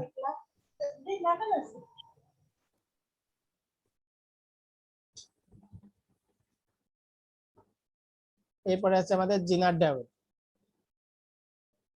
জিনার ডায়োডটা আমাদের শার্প ব্রেকডাউন রিজিয়ন থাকে, তো এটা আমাদের রিভার্স বায়াস অবস্থায় কাজ করবে। যদি আমাদের যেমন কি সিলিকনের কত ছিল 0.7 ভোল্ট, তাই না? 0.7 ভোল্ট অতিক্রম করার পরে কি হচ্ছিল আমাদের ওর ভিতর দিয়ে কারেন্ট প্রবাহিত হচ্ছিল, তাই নয় কি? সেম ভাবে জিনার হ্যাঁ। ডায়োডের জি মধ্যে একটা নির্দিষ্ট ভোল্টেজ থাকে 5 ভোল্ট অথবা 10 ভোল্ট, সেটাকে আমরা জিনার ব্রেকডাউন ভোল্টেজও বলে থাকি। আর জিনার ডায়োডটা আমাদের রিভার্স বায়াস অবস্থায় কাজ করবে। যদি আমরা এটাকে কখনো ফরওয়ার্ড বায়াস অবস্থায় রাখি তাহলে সেটা সিম্পল ডায়োডের ন্যায় আচরণ করবে, তাই জন্য কি এটা ফরওয়ার্ড বায়াস অবস্থায় রাখা হয়েছে। এখন জিনার ডায়োডের আমাদের যে ভোল্টেজ, মনে করেন এখানে একটা ভোল্টেজ দেওয়া আছে জিনার ভোল্টেজ ভিজেড, তাহলে এই ভোল্টেজ অতিক্রম করার পরে আমাদের কি হবে, এই ডায়োডের ভিতর দিয়ে কারেন্ট প্রবাহিত হবে, তাই না? মানে এর থেকে যদি কম জি ভোল্টেজ আমরা সাপ্লাই দিয়ে আড়াআড়িতে, তাহলে এই ডায়োডটা কি হবে, এর ভিতর দিয়ে কোনো কারেন্ট প্রবাহিত হবে না। তাহলে যখন আমরা 5 ভোল্ট দিচ্ছি, মনে করেন জিনার ভোল্টেজ হচ্ছে 5 দেওয়া আছে, তখন কি এর ব্রেকডাউন রিজিয়নটা আমাদের কি ভেঙে যাচ্ছে, তাই না? ডিপ্লেশন লেয়ারটা, কিন্তু কোনো কি কারেন্ট প্রবাহিত হবে না। তার মানে আউটপুট আমরা 5 ভোল্টই পাচ্ছি। যদি 5 ভোল্টের থেকে কম হয় তাও তো এটা ওপেন সার্কিট হিসেবে কাজ করছে, যেহেতু 5 ভোল্ট অতিক্রম করতে পারে নাই, তখন কি আমরা এই কম ভোল্টেজটাই আউটপুটে পাবো। কিন্তু যদি আমাদের জিনার ভোল্টেজের থেকে বেশি ভোল্টেজ হয়ে যায়, মানে এখন 7 ভোল্ট হয়ে গেল মনে করেন সাপ্লাই ভোল্টেজ, তাহলে আমাদের কি করবে, এই 5 ভোল্ট আউটপুটে শো করবে, তাই না? আর যে বাকি 2 ভোল্টের জন্য যে পরিমাণ কারেন্ট হবে আমাদের এই ডায়োডের ভিতর দিয়ে পাস হবে, তাহলে আলটিমেট আমরা লোড সাইডে কি পাচ্ছি, একটা ফিক্সড ভোল্টেজ পাচ্ছি, জিনার ভোল্টেজ, তাই পাচ্ছি না? তার মানে আমরা জিনার ডায়োডকে আমরা ভোল্টেজ রেগুলেটর সার্কিট হিসাবে ইউজ করতে পারি। জিনার ডায়োডের স্পেশাল পারপাসই হচ্ছে আমাদের কি ভোল্টেজ রেগুলেটর হিসাবে ইউজ করা। তবে আপনার কাছে যেমন আপনি রেকটিফায়ার বানাবেন, আপনার কাছে সিম্পল ডায়োড নেই, সেক্ষেত্রে আপনি জিনার ডায়োড ইউজ করতে পারেন। তবে এখানে লস হবে কি, আমাদের জিনার ডায়োডের প্রাইসটা অনেক বেশি, তাই জন্য আমরা সিম্পল ডায়োড ইউজ করবো। আর কারোর কাছে জিনার ডায়োড থাকলে রেকটিফায়ার বা ভোল্টেজ রেগুলেটর যে কোনোটাই হিসাবে ইউজ করা যাবে, কিন্তু সাধারণ ডায়োড কখনোই ভোল্টেজ রেগুলেটর হিসেবে ইউজ করা যাবে না। দেখেন জিনার ডায়োডের ইকুইভ্যালেন্ট সার্কিট, যখন আমাদের এটা কি আছে জিনার ভোল্টেজটা বেশি, তাই না?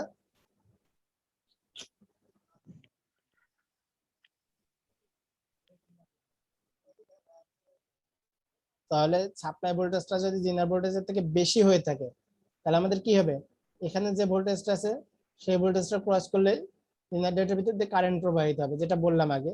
আর যদি কম হয় তাহলে কি হবে, এটা ওপেন সার্কিট হিসেবে আচরণ করবে। জি।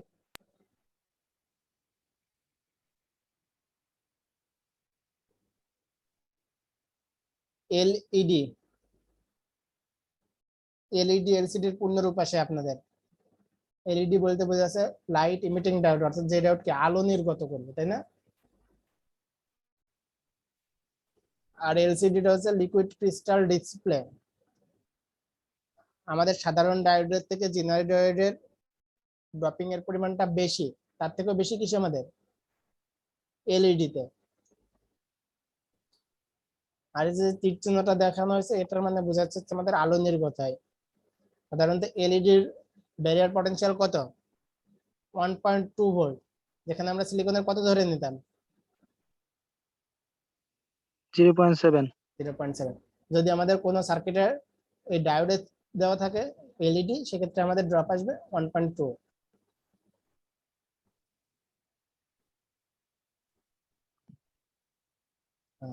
এরপর হচ্ছে ফটো ডায়োড, সার্কিট সিম্বল গুলা প্রয়োজন। ফটো ডায়োড মানে কি, আমাদের আলো পড়লে ডায়োডটা কাজ করবে, তাই না? আর যদি আলো না থাকে তাহলে সেটা কি, ওপেন অবস্থায় থাকবে। যার জন্য এই যে আলো আপতিত হচ্ছে সেটা আমাদের বোঝানো হয়েছে তীর চিহ্ন দিয়ে।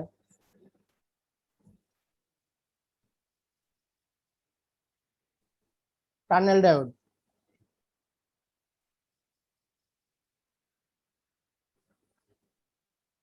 টানেল ডায়োডটা হচ্ছে একটা স্পেশাল পারপাস ইউজ করে, যেটা আমাদের নেগেটিভ রেজিস্ট্যান্স প্রদর্শন করে। তার মানে এটাতে ড্রপিং এর পরিমাণ কত পরিমাণে বেশি করছে, যেখানে নেগেটিভ রেজিস্ট্যান্স শো করছে, এটা টানেল ডায়োডের সিম্বল। দেখেন আমাদের কি ছিল, 10^8টা পরমাণুর মাঝে একটা কি করতাম, ভেজাল পরমাণু মেশাতাম। আর সেখানে টানেল ডায়োডে কি করা হচ্ছে, আমাদের 10^3টা পরমাণুর ভিতরে একটা করে ভেজাল পরমাণু মিশ্রিত করা হচ্ছে। এটা হচ্ছে টানেল ডায়োডের ক্যারেক্টারিস্টিক কার্ভ। ক্যারেক্টারিস্টিক কার আসে বা আসে না, সাধারণত এমসিকিউতে কি থাকে আমাদের, নেগেটিভ রেজিস্ট্যান্স প্রদর্শন করে কোন ডায়োড। যদি প্রশ্নে কখনো থাকে কোন ডায়োডের সর্বোচ্চ ড্রপিং করা থাকে, তাহলে উত্তর কি হবে, টানেল ডায়োড। এরপর হচ্ছে ভ্যারাক্টর ডায়োড। ভ্যারাক্টর কথাটার মাঝে কি আছে, ক্যাপাসিটর এবং জি। ভ্যারিয়েবল। তার মানে ভ্যারাক্টর ডায়োডটা আমরা কেন ইউজ করব, ভ্যারিয়েবল ক্যাপাসিটর ইউজ করার জন্য। অর্থাৎ রিভার্স বায়াস ঠিক আছে। অবস্থায় আরআরই ভোল্টেজটা আমরা কম বেশি করে এর ক্যাপাসিট্যান্সটা কম বেশি করতে পারি। এটা সার্কিট সিম্বল কি দেওয়া আছে, এটা। এরপরে যেটা আছে শর্টকি ডায়োড, এই সম্পর্কে কারোর আইডিয়া আছে?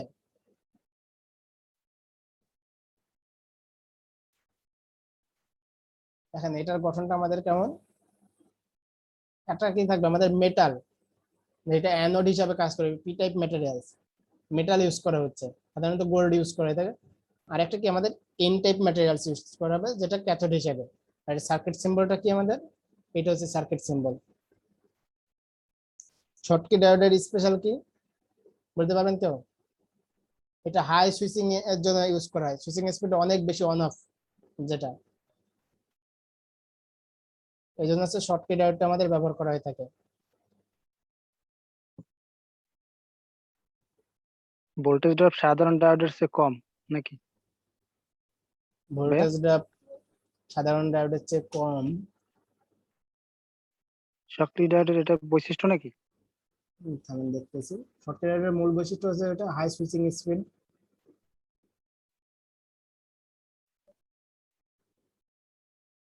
বৈশিষ্ট্যের ভিতরে আপনি এগুলা বলতে পারেন, high switching speed, less noise, better performance অন্যান্য ডায়োডের থেকে।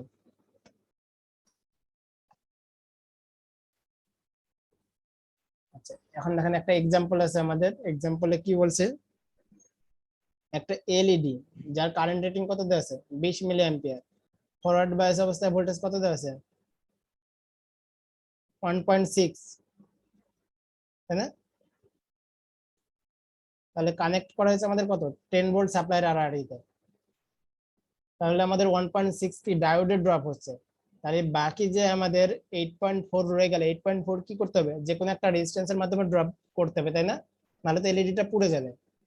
তার মানে এখানে একটা রেজিস্ট্যান্স থাকবে, এখানে আমাদের এলইডি ডায়োড থাকবে,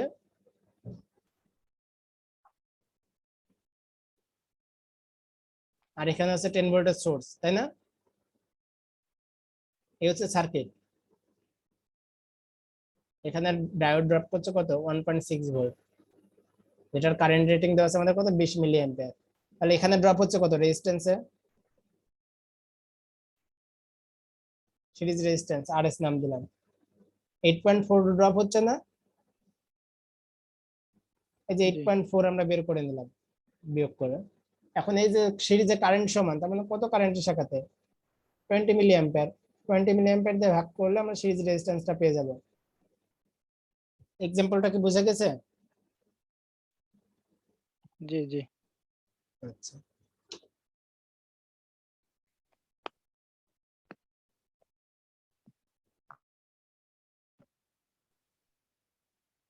লোড লাইন কাকে বলে?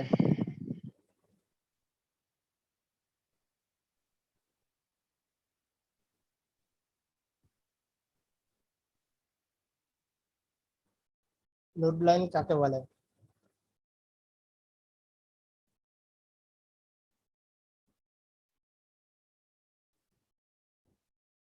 লোড লাইনটা হচ্ছে ফরওয়ার্ড ক্যারেক্টার।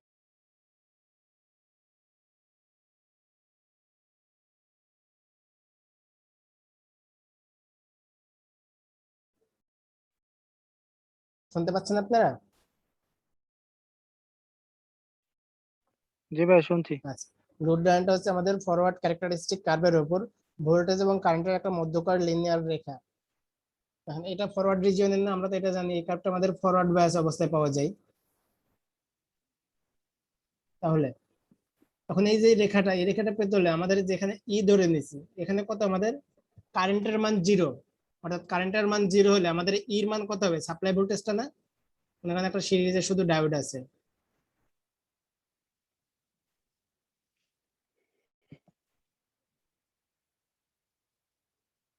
তাহলে এখন এই ডায়োডের ভিতর দিয়ে যদি কারেন্টের মান 0 হয়, তাহলে সাপ্লাই ভোল্টেজটা আমাদের কি ই হবে, তাই তো?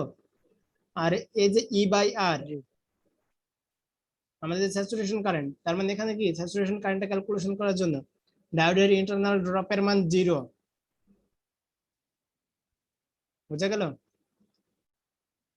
তাহলে এর সাথে যদি আমাদের একটা সিরিজের রেজিস্ট্যান্স থাকতো, তাহলে আমাদের কি হচ্ছে, সাপ্লাই ভোল্টেজকে রেজিস্ট্যান্স দিয়ে ভাগ করলে যেই কারেন্ট পাবো সেটা আমাদের কি, এই যে ই বাই আর এর ভ্যালু, আইডিএসএস।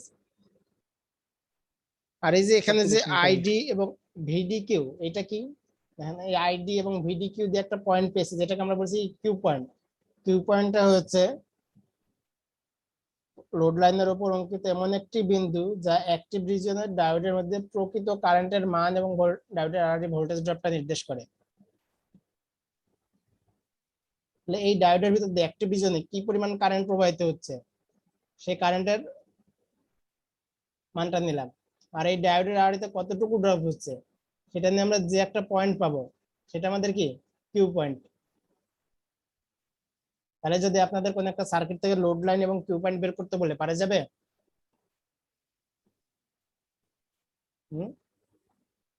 লোড লাইন তো ইজি, একবার কি করবো, আমরা কারেন্টের মান 0 ধরবো, কারেন্টের মান 0 ধরে এই ইর ভ্যালুটা পাবো, আর একবার কি ডায়োডের ড্রপ 0, তার মানে সমস্ত ড্রপ কি আমাদের রেজিস্ট্যান্স হচ্ছে, তাহলে কারেন্টের মান পাবো, লোড লাইন পেয়ে গেলাম।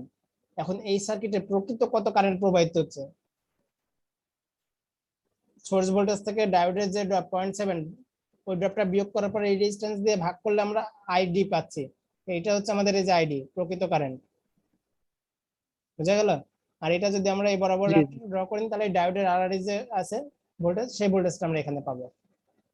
এভাবে আমরা কিউ পয়েন্টটা নির্ণয় করে নিতে পারবো।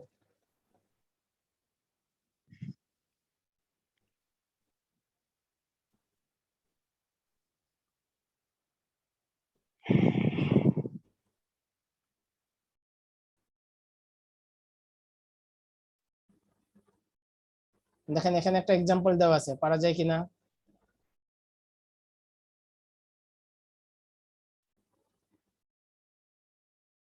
ডায়োডের ড্রপ আমাদের কত দেওয়া আছে 2 ভোল্ট, তাই না?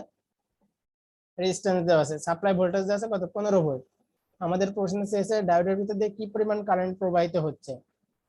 তাহলে আমাদের এখন কাজ কি 15 ভোল্ট থেকে ডায়োডের ড্রপটা বিয়োগ করতে হবে, তাহলে কত 13 ভোল্ট। 13 ভোল্ট ড্রপ হচ্ছে কোথায় এই রেজিস্ট্যান্স দিয়ে না, তাহলে 13 ভোল্টকে 2.2 কিলো দিয়ে ভাগ করলে আমরা কি ডায়োডের ভিতর দিয়ে প্রবাহিত কারেন্টের মান পেয়ে যাব। বুঝা গেছে কি অঙ্কটা?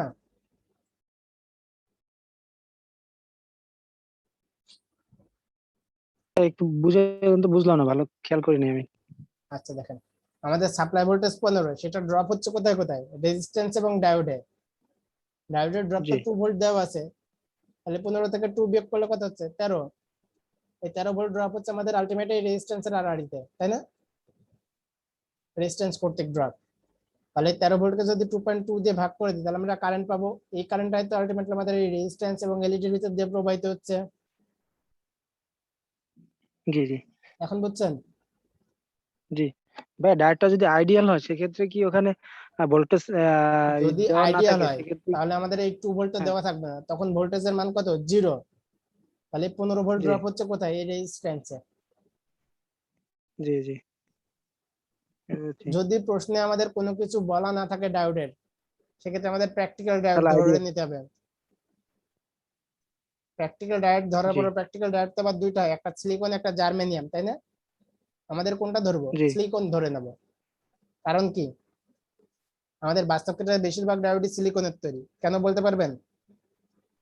ইলেকট্রনিক ডিভাইসে সিলিকন বেশি ব্যবহৃত হয়। কেন হয়? ভাইবা বোর্ডের কোশ্চেন, রূপপুরের ভাইবাতে আমাকে ধরেছিল এটা।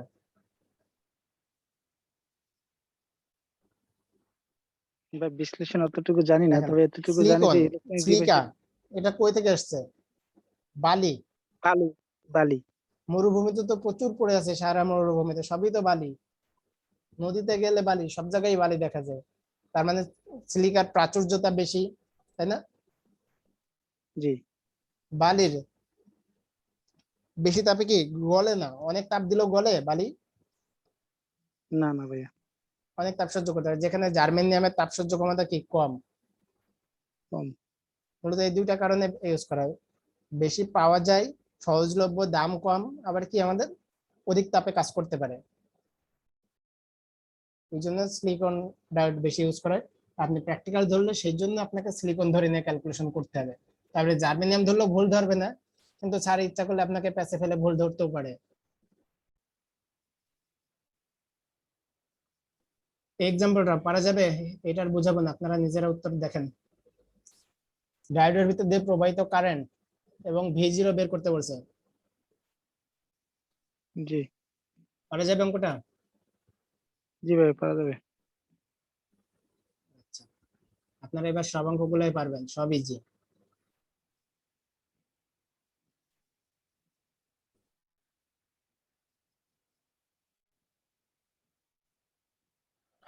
ভাই এখানে একটু আছে ভাইয়া, হ্যাঁ বলেন। ওই যে ডায়োডটা যে রেড লেখা, ঠিক আছে, ওটার দ্বারা কি মানে এখানে কি ওই যে, সিলিকন এবং জার্মেনিয়াম? না না, রেড রেড রেড তীর চিহ্ন দেওয়া আছে কোন দিকে, বাইরে না ভিতরে? বাইরের দিকে। ভিতরে, বাইরে, বাইরের কারণ দিকে আছে। এটা এলইডি, আলো নির্গত করছে। এলইডি ড্রপ আপনাদের আগে বলেছিলাম 1.2 ধরে নিতে হবে। জি জি জি প্রশ্নে দেওয়া থাকতেও পারে, নাও পারে। পরের জি এক্সাম্পলটা বোঝা যায়, সলিউশন তো করাই আছে, দেখেন তো। জি ভাই, কোনো ডাট কন্ডাকশন পাবে না এটা। হুম, আপনারা তো সবই পারবেন এখন মনে হচ্ছে।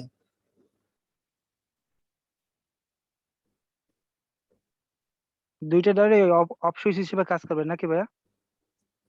ওইখানে ওই যে একটা রিভার্স বায়াস একটা ফরওয়ার্ড বায়াস অবস্থায় আছে, তাহলে রিভার্স বায়াসের জন্য কি ওই ডায়োডের ভিতর দিয়ে তো কোনো কারেন্ট প্রবাহিত হবে না, আর যেহেতু সিরিজে দেওয়া আছে তার মানে ওর কারেন্ট জিরো। আর কারেন্ট জিরো হলে ভোল্টেজের মান কত হবে? জিরো। জিরো আসবে। দেখেন এখন এইটাতে এক্সাম্পলটা অনেক পরীক্ষাতে এসেছে, সালগুলো এখানে ওঠানো নয়, যার জন্য আপনাদের সালগুলো দেখাতে পাচ্ছি না। দেখেন তো এটা পারা যাবে কিনা, সহজ অঙ্ক। দুইটা ডায়োডের মধ্যে দিয়ে কি পরিমাণ কারেন্ট প্রবাহিত হচ্ছে সেটা বের করতে বলছে, এবং ভোল্টেজ সোর্স কি পরিমাণ কারেন্ট নির্গত করছে সেই ভ্যালুটা। এবং ভি জিরো আমাদের কি সিলিকন ডায়োডের আড়াআড়িতে আছে, তাহলে কত ভোল্ট? V zero 0.7। 0.7। আচ্ছা, তাহলে এখানে ড্রপ হচ্ছে আমাদের কত? 0.7, তাই না? সোর্স ভোল্টেজ আছে জি 10, আর রেজিস্টার ড্রপ করছে কত? 9.3। 9.3 বিয়োগ করে নিয়েছি। এখন 9.3 কে যদি 0.33 কিলো ওহম দিয়ে ভাগ দিয়ে দিই, তাহলে I1 সোর্স কি পরিমাণ কারেন্ট দিচ্ছে পেয়ে যাবো আমরা। জি। এখন এই I1 কি হবে? আমাদের দুইটা ডায়োড যেহেতু ফরওয়ার্ড বায়াস অবস্থা আছে আর দুইটা সেম ভোল্টেজ, দুইটা একই সাথে কন্ডাকশনে যাচ্ছে, তাহলে কি এই সমান কারেন্ট পাবে। I1 দুই ভাগ হয়ে যাবে, যার জন্য লিখতে পারি জি ID1 সমান ID2 বাই কি I1/2 লিখে যায়। জি জি।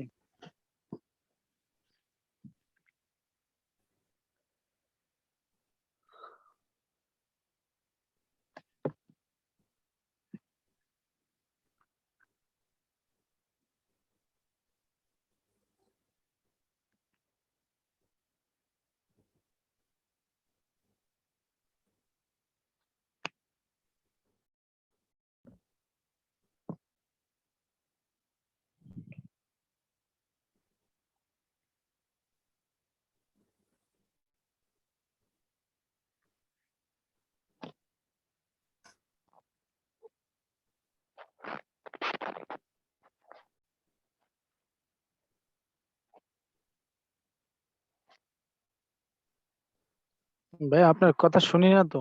আমি এখন কিছু বলতেছি না ভাই, আচ্ছা আচ্ছা। অঙ্ক খুঁজে বের করতেছি।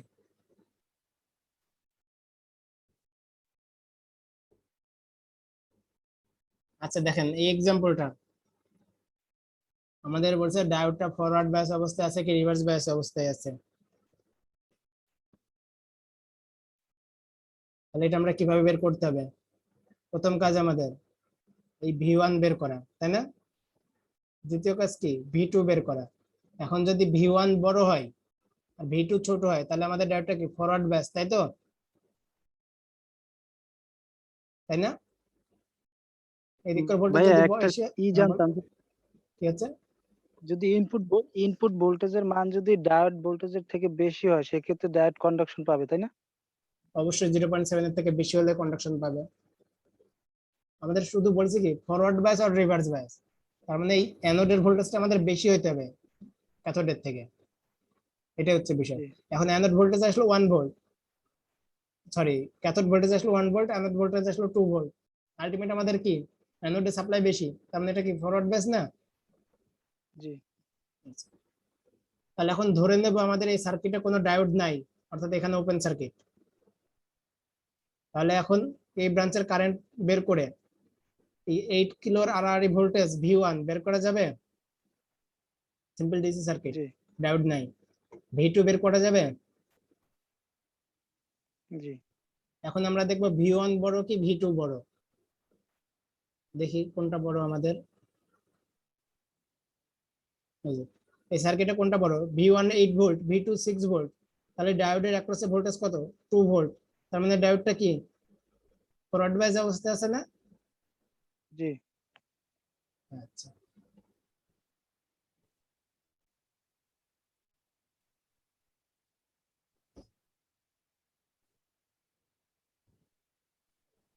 অনেক ইম্পর্টেন্ট অঙ্ক, গত পিজিসিবি তো ছিল এবং পরীক্ষাতে প্রচুর আসে এগুলা। পারা যাবে এটা?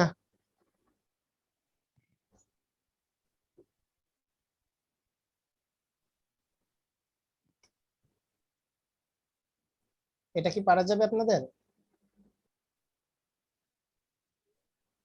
এখন তো V0 এবং IR বের করতে বলেছে। এখন এখানে 0 ভোল্ট, তার মানে এই ডায়োডটা আমাদের কি বাদ, তাই না? অফ। জি মানে 10 ভোল্ট একটা ডায়োড সিরিজ একটা রেজিস্ট্যান্স, তাহলে আমাদের V0 কত? 10 মাইনাস 0.7, 9.3। জি। 9.3 কে 1 কিলো দিয়ে ভাগ করলে 9.3 মিলি অ্যাম্পিয়ার পেয়ে গেলাম। ভাইয়া হ্যাঁ বলেন। ওইখানে জিরোর জায়গায় যদি যদি সেম 10 ভোল্ট হতো তাহলে দুইটা ডায়োডে কি অফ থাকতো? দুইটাই 10 ভোল্ট। এখন দুইটাই 10 হলে কি দুইটা আমাদের একই সাথে কন্ডাকশনে আসবে না? যদি সেম জি। ভোল্টেজ থাকতো তাহলে কি দুইটাই কন্ডাকশন আসবে। এর আগের অঙ্কে আমরা কি করলাম, দুইটারই সিলিকনে ছিল 0.7 0.7, ডায়োডকে দুইটাই কন্ডাকশনে আসছে, টোটাল কারেন্টকে দুই ভাগ করে নিয়েছি। তার মানে সেক্ষেত্রে আমাদের এই রেজিস্ট্যান্সের যে কারেন্ট আসবে সেটাকে দুই ভাগ করে নেব। তবে আমাদের কন্ডিশন কি, আমাদের এই সেম ভোল্টেজ দিয়ে দেয় না, দেয় হচ্ছে কি এখানে 10 ভোল্ট এখানে 8 ভোল্ট, এরকম চেঞ্জ থাকে। সেই চেঞ্জটা আমরা এখন দেখব।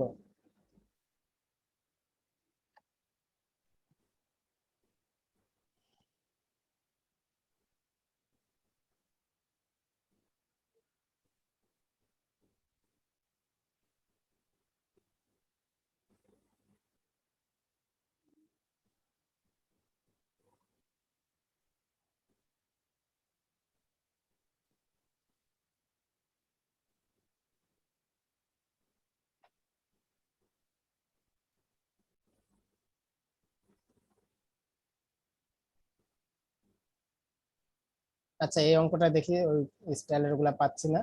দেখেন এখানে এখন মনে করেন 10 ভোল্ট আছে, আর এখানে আমাদের ভোল্টেজ দেওয়া আছে কত, 5 ভোল্ট ধরে নিলাম। তাহলে কোন ডায়োডটা আমাদের কাজ করবে বলতে পারবেন? ক্যালকুলেশন প্রসেসটা কি হবে? সেক্ষেত্রে আমাদের শর্টকাটে ওপেন যদি করতে চাই তাহলে যেটা বেশি ফরওয়ার্ড বায়াস অবস্থা আছে সেটা নিতে হবে আমাদের। এর অ্যানোডের সাথে 10 ভোল্ট, এর অ্যানোডের 5 ভোল্ট, তাহলে বেশি কোনটা ফরওয়ার্ডে? উপরেরটা নিশ্চয়ই। জি। তার মানে তখন আমাদের সার্কিট হবে কি শুধু এটা, এই ডায়োডটা তখন কোনো কাজ করবে না। কেন কাজ করবে না দেখেন, আমরা দেখি। আমরা ধরে নিলাম আমাদের এই ডায়োডটা অফ, ধরে নিচ্ছি। তাহলে 5 ভোল্টের জন্য এখানে আমাদের ভোল্টেজ কত পাচ্ছি? 4.3, জি।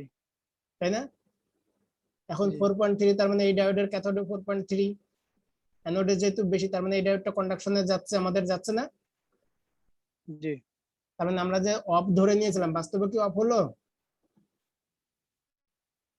অফ হয় নাই, না তার মানে ভাইয়া। আমাদের এই অ্যাজাম্পশনটা ভুল। এখন আমরা ধরে নিলাম এই ডায়োডটা অফ আর এটা অন, তাহলে এখানে এখন ভোল্টেজ কত? 10 থেকে 0.7 ভাগ করলে 9.3। জি। দেখেন তো এর অ্যানোডের থেকে ক্যাথোডে ভোল্টেজ বেশি কিনা। তার মানে এটা রিভার্স জি বাইস ভাই। অবস্থায় আছে। এখন আমাদের ধরে নেওয়া অ্যাজাম্পশনটা কি ঠিক আছে? জি ভাই, এভাবে ঠিক আপনি আছে। একটা একটা করে ধরে নিয়েও ক্যালকুলেশন করতে পারবেন। আর যদি শর্টকাটে করতে চান সেক্ষেত্রে আপনি কি, ওই যে এটা বেশি ফরওয়ার্ড বায়াস অবস্থায় আছে যার জন্য এটার ভিতর দিয়ে বেশি কারেন্ট প্রবাহিত হবে, বেশি বলছে এটা বেশি ফরওয়ার্ড বায়াস অবস্থায় যার জন্য কি এটার ভিতর দিয়ে কারেন্ট প্রবাহিত হবে। আর এই যে 9.3 আসছে এখানে, এটাকে তো রিভার্স বায়াসই করে দিচ্ছে, যার জন্য এই ব্রাঞ্চটা আমাদের নেওয়ার কোনো প্রয়োজন নাই। এখন পারা যাবে ইকুয়ালিটির অঙ্ক যদি ভোল্টেজ চেঞ্জ করে দেবে, সেম ভোল্টেজ পারা যাবে না? ডায়োড ওপেন সার্কিট টেস্ট, এটা একটু সিস্টেমটা দেখাই দেন তো। Open circuit open test circuit মানে? টেস্ট কোন কোন ডায়োড কন্ডাকশন পাবে সেটা ওপেন সার্কিট টেস্টের মাধ্যমে বের করা যায় না? একটা ফর্মুলা আছে না? ওপেন সার্কিট টেস্ট বলে তো কিছু নেই, যে আমরা এখন যেটা করলাম একটা একটা করে অন এবং একটা করে অফ ধরে নিয়ে করলাম না, এটাই তো মূল জি। জি। প্রসেস। জি। ও যেটা আচ্ছা, আপনি ইজিলি ঠিক বুঝতে আছে। পারবেন না সেটা ভাবে একটা একটা করে অন অফ ধরে নিয়ে ক্যালকুলেশন করবেন। জি। জি।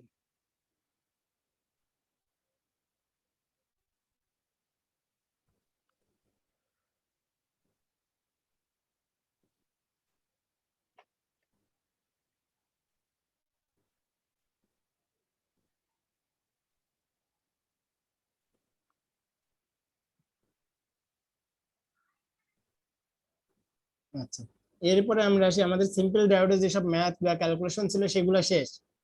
এখন হচ্ছে জেনার ডায়োডের কিছু ম্যাথ। দেখেন আমাদের প্রশ্ন দেওয়া আছে আউটপুট ওয়েবসাইট ড্র করতে বলছে, পারা যাবে এটা?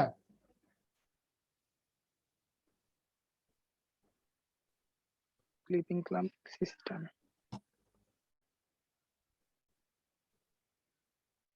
দেখেন আমাদের এখানে 20 ভোল্ট জেনার ডায়োড দেওয়া আছে, একটা কি 0.7 দেওয়া আছে সিলিকন, তাহলে টোটাল ডায়োডের ড্রপ হচ্ছে কত, 20.7 না?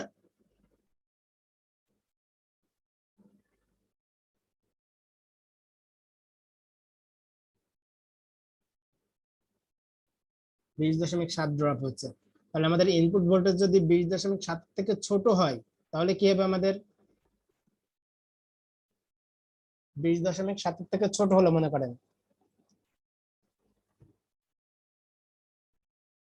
তাহলে এই ডায়োডের ভিতর দিয়ে কি কোনো কারেন্ট প্রবাহিত হবে? অফ সুইচ হিসেবে কাজ করবে তাহলে, আর যদি 20.7 থেকে বড় হয় অন তাহলে কি সুইচ করবে? হিসেবে কাজ করবে তাহলে। এই সোর্স এবং এই সোর্স ওভার করে আমাদের কারেন্ট প্রবাহিত হবে জেনার ডায়োড দিয়ে, তাই না? জি তার মানে সেক্ষেত্রে আমরা আউটপুটে কত ভোল্টেজ পাবো? 20 ভোল্ট ভোল্টেজ রেগুলেটরের সিস্টেম। জি আচ্ছা, আর এটা যেহেতু কি আমাদের গ্রাউন্ড ছিল, এখানে সংযোগ নাই, শুধু পজিটিভের সাথে সংযোগ, তাহলে আমাদের সাপ্লাই মাল্টিমিটার কত দেখাবে? 0 ভোল্ট। তাহলে আমরা কি পাচ্ছি? ওয়েবশেপটা একটু দেখি, দেখেন তো ওয়েবশেপটা ঠিক আছে কিনা। যখন এই যে 20 ভোল্টের থেকে বেশি ছিল তখন আউটপুটে কি 20 ভোল্ট পেয়েছিলাম, আর 20 থেকে কম তার মানে কি রিভার্স বায়াস নেগেটিভ ভোল্টেজ এটা। তখন আমরা কি কোনো ভোল্টেজ পেয়েছি আউটপুটে? পাই নাই। এমনকি দেখেন এই যে নেগেটিভ ভোল্টের জন্য কি হচ্ছে আমাদের এই ডায়োডটা ফরওয়ার্ড বায়াস হয়ে ফরওয়ার্ড যাচ্ছে বাই না? কন্ডাকশন পাবে। জি তার মানে এটা সিম্পল একটা ডায়োড হয়ে যাচ্ছে শর্ট সার্কিট। তাহলে টোটালটাই তো এদিকে চলে আসছে, এখানে তো কোনো কারেন্ট প্রবাহিত করবে না আমাদের নেগেটিভ ভোল্টেজের জন্য। এইটার ভাই জন্য এই শুধুমাত্র 20 ফর্মুলা ভোল্ট। হচ্ছে, কিন্তু আবার সিলিকনের জন্য কি হচ্ছে দেখেন, এটা মাইনাস এটা প্লাস নেগেটিভ হাফ সাইকেলের জন্য, মানে সিলিকন ডায়োডটা আলটিমেটলি রিভার্স বায়াস হয়ে যাচ্ছে। তার মানে এটা আমাদের শর্ট হইলেও এখানে এসে ঠিক ওপেন সার্কিট, বুঝলেন না? আমাদের এই ভোল্টেজটা 0 আসছে, এখন বুঝছেন? ক্লিয়ার? না ক্লিয়ার না ভাই, আবার একটু বুঝাই দেন তো। আচ্ছা দেখেন, যখন আমাদের নেগেটিভ হাফ সাইকেল আসছে তখন কি এই টার্মিনালটা নেগেটিভ এটা পজিটিভ, তাই না? জি ডায়োডের নেগেটিভের সাথে কি নেগেটিভ সংযোগ, তার মানে ফরওয়ার্ড বায়াস, তার মানে এই ডায়োডটা কি শর্ট, শর্ট করে শর্ট। দিলাম। এখন এই সিলিকন ডায়োডটা কি রিভার্স বায়াস হয়ে গেছে না, পজিটিভের সাথে নেগেটিভ, জি রিভার্স বায়াস। তার মানে এটা ওপেন। আলটিমেট আমাদের সার্কিটে কারেন্টের মান কত? 0। আর মাল্টিমিটার ধরেছি 0। কোথায়? একটা শর্ট পাতে, ভোল্টেজ কত দেখাবে? 0। এখন ক্লিয়ার? জি জি জি সেই জন্য আমাদের ওয়েবশেপটা এমন হয়েছে।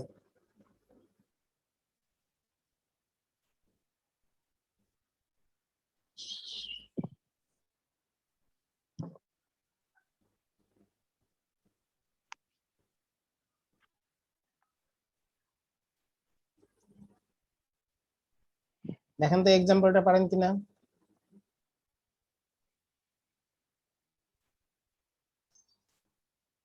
আমাদের এখানে একটা এক্সাম্পল দেওয়া আছে যেটা কি কারেন্ট সোর্স দেওয়া আছে, আর আমরা কি জানি ডায়োডে যা অঙ্ক করতেছে সব ভোল্টেজ নিয়ে, কারেন্ট নিয়ে ক্যালকুলেশন করেছি? করি নাই। কারণ কি এর স্ট্যান্ডার্ড ভ্যালুই তো দেওয়া আছে 0.7, তাহলে আমাদের ইনপুটে ভোল্টেজ সোর্স লাগবে। আর আমরা দেখেন কোনো কারেন্ট সোর্সের সাথে প্যারালালে যদি একটা রেজিস্ট্যান্স থাকে সেটাকে আমরা কি ভোল্টেজ সোর্সে কনভার্সন করে নিতে পারি। ভোল্টেজ সোর্স কনভার্সন করেছিলাম না এসি সার্কিটে ডিসি সার্কিটে, জি তাহলে এই কনভার্সনটা করে নিতে পারবেন?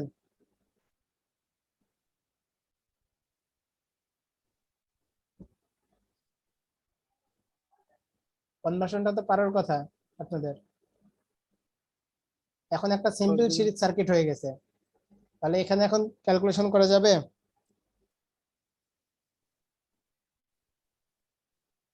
ভাইয়া এখানে যাবে। যে 10 মিলিয়ন ওটার সাথে যে আপনার 2.2 2 কিলো হোম গুণ করা হয়েছে, গুণ করে আসলো গুণ কত? করা হয়েছে 20 22 ভোল্ট। এখানে এটা ভুল আছে, 22 ভোল্ট।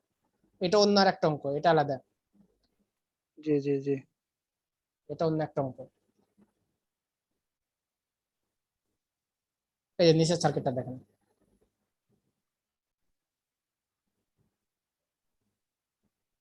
তাহলে আমরা এই যে ভোল্টেজ সোর্সে কনভার্সন করে নিলাম। জি এখন আমাদের ইজি হয়ে গেছে না সার্কিটটা, সিম্পল একটা সিরিজ সার্কিট। তাহলে তো জি ভাই এই V0 বের করতে পারবো, ডায়োডের মধ্যে প্রবাহিত কারেন্টও বের করে নিতে পারবো। জি বি নাম্বার অঙ্কটা পারা যাবে, সিম্পল একটা সিরিজ সার্কিট, কেবিএল দিয়ে করে নেবেন। জি এই যে কেবিএল এর সূত্র দিয়ে করা এটা, এখানে কেবলের সূত্রটা না লিখে একবারে তারপরে লাইনটা লিখছে।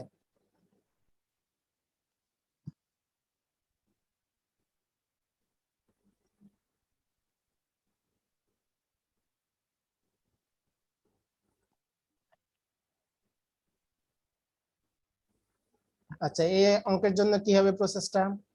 একটা সিলিকন, একটা গ্যালিয়াম আর্সেনাইড, একটা জার্মেনিয়াম, একটা সিলিকন, দুইটা অঙ্ক, এইটা একটা অঙ্ক, এটা একটা অঙ্ক। আমাদের প্রশ্নে বলেছে V0 এবং আইডি বের করতে। V0 দেখেন প্রথম অঙ্ক, এ নাম্বারের জন্য যদি দেখি 12 ভোল্ট সাপ্লাই দেওয়া আছে, সিলিকনের ড্রপ কত? 0.7। 0. জি গ্যালিয়াম আর্সেনাইডের ড্রপ কত? 1.2। তাহলে কার ব্যারিয়ার আগে ভাঙবে? সিলিকনের না? 0.7. জি তার মানে এটা আমাদের শর্ট সার্কিট হয়ে গেল, তখনকার এটা নিয়ে কোনো মাথা ব্যথা থাকার কথা? না না ভাইয়া, ওটা অফ থাকবে। এটা তাহলে এখানে V0 কত? 11.3। জি আইডি কত? 11.3 ভাগ 4.7। জি এটার জন্য কোনটা আগে ভাঙবে?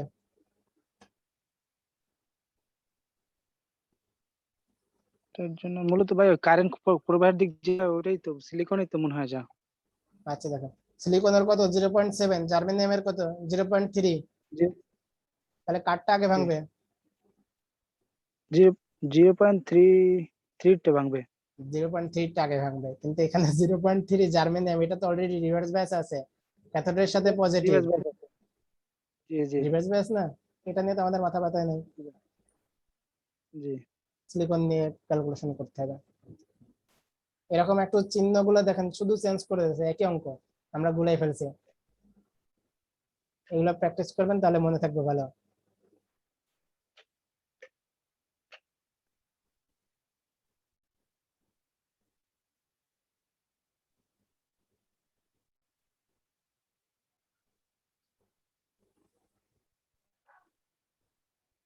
এই এক্সাম্পলটা পারা যাবে?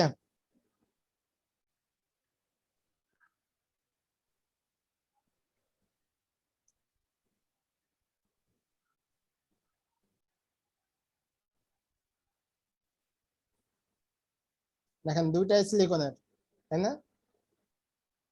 জি। এখানে আমাদের এখন কোনটা? সাপোজ আমরা ধরে নিলাম এই ব্রাঞ্চটা আমাদের কার্য উপযোগী আছে, ওটা অফ, তাই না? তাহলে এখানে কত ড্রপ হচ্ছে আমাদের সিলিকনে? 0.7, তাই তো? আবার এই 2.2 এর কাছে কিছু না কিছু অবশ্যই ড্রপ হচ্ছে, হচ্ছে না? সাপোজ আমরা জি ধরে নিলাম 0.1 ড্রপ হচ্ছে, তাহলে টোটাল এই ব্রাঞ্চের ড্রপ কত?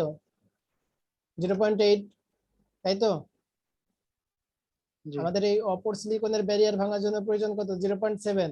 তাহলে 0.1 এখানে ড্রপ হবে না?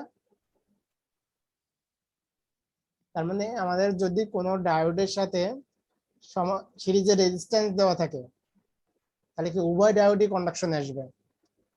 যদি সিম্পল এখানে মাঝখানে এভাবে শর্ট সার্কিট দেওয়া থাকতো, তাহলে যে কোনো একটা নিলে হতো আমাদের। বুঝছেন এটা? হ্যালো?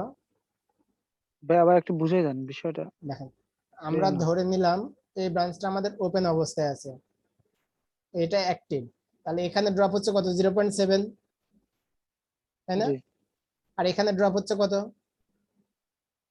ধরে নিলাম 0.001, 4-5টা জিরো দিয়ে 1 ধরে নিলাম, সব থেকে কম ভোল্টেজ, তাই তো? এটাই তো হওয়া পসিবল নাকি? জি তাহলে এখানে ড্রপ হচ্ছে কত? 0.7 এর থেকে বেশি। তার মানে আমাদের এই ডায়োডের ব্যারিয়ার ভাঙার জন্য প্রয়োজন 0.7, তাহলে বাকি যেটা থেকে গেল সেটা 2 কিলোতে ড্রপ হবে না? 2 জি কিলোতে ড্রপ হবে। তার মানে আমাদের এক্ষেত্রে কি দুইটা ডায়োডই অন থাকবে। অর্থাৎ আমরা বলতে পারি কি, ডায়োডের সাথে যখন কোনো সিরিজের রেজিস্ট্যান্স দেওয়া থাকবে, তখন আমাদের দুইটা ব্রাঞ্চই কি কন্ডাকশনে আসবে ফরওয়ার্ড বাইস অবস্থায়। এখন বুঝছেন? যে দুইটাই কন্ডাকশনে আসে, তাহলে আমাদের কি হচ্ছে? এটাও শর্ট, এটাও শর্ট পাথ। আলটিমেট আমাদের কি হচ্ছে? 2 আর 2 কে প্যারালাল হয়ে যাচ্ছে না?